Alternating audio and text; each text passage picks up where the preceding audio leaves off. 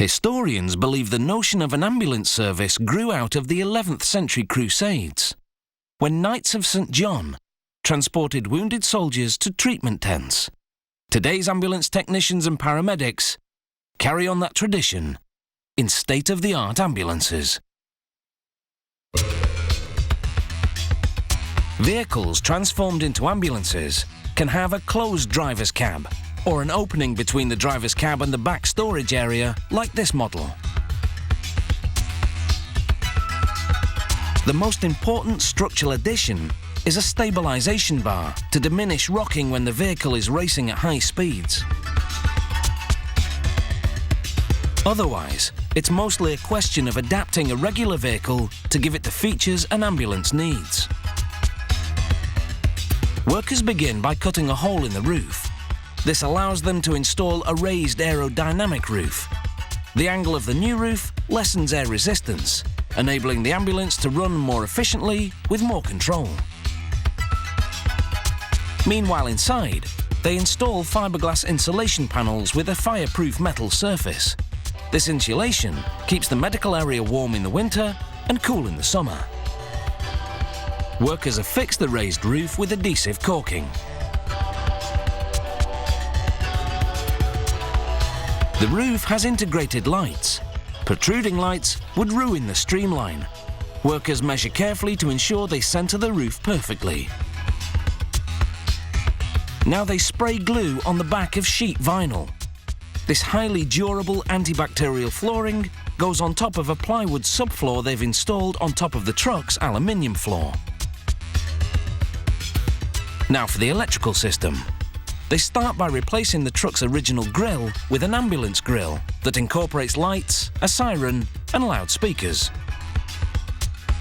The truck comes equipped from the automotive plant with certain options designed for conversion to an ambulance. For instance, instead of 2 regular batteries, the truck takes 2 new pairs of batteries, one set to power the truck accessories, the other to power the equipment in the back. They now assemble the front console, an array of buttons and switches that control all the non-medical equipment, such as the emergency lights, the siren, the headlights. There's also a battery life indicator and other system gauges. Once assembled, the console goes into the dash, and the workers test everything out.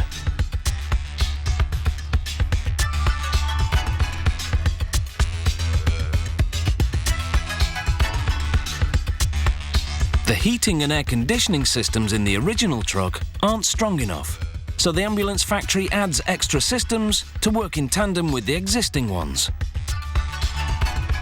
The frame of the medical cabinet is made of aluminium, a metal that's lightweight and therefore won't weigh down the vehicle. The cabinet shelving is made of either plastic or fiberglass. It's molded to the contour of the vehicle, maximizing storage space.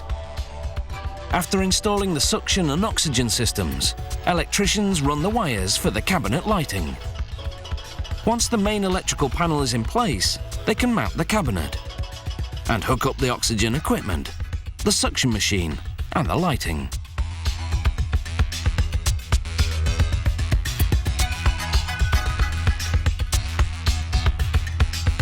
A divider between the cab and the back gives the patient privacy.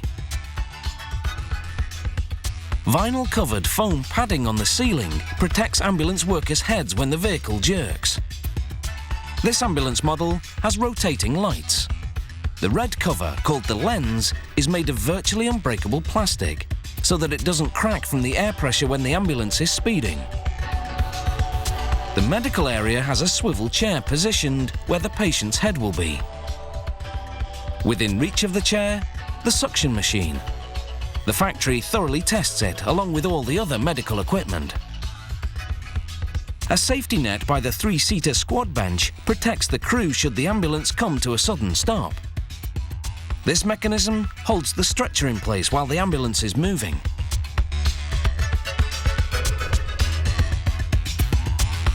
The stretcher simply locks in place, keeping the patient safely immobile until the ambulance reaches the hospital.